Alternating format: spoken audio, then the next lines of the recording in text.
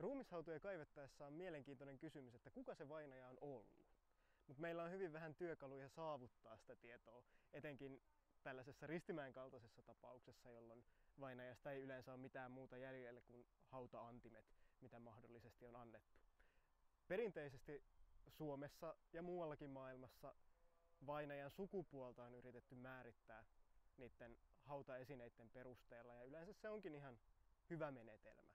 Naisille on annettu paljon koruja, naisten puku on ollut erilainen kuin miesten asu, ja miehillä on mukana sitten joko aseita tai näissä varhaiskristillisissä hautauksissa yleensä pelkästään puukko, jotain vyön koristeita on saattanut säilyä.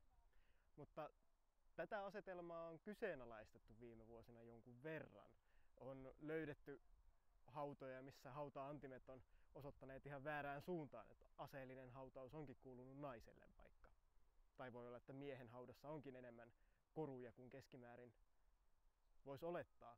Ja ehkä liian usein me heijastetaan meidän omia sukupuolikäsityksiä menneisyyteen.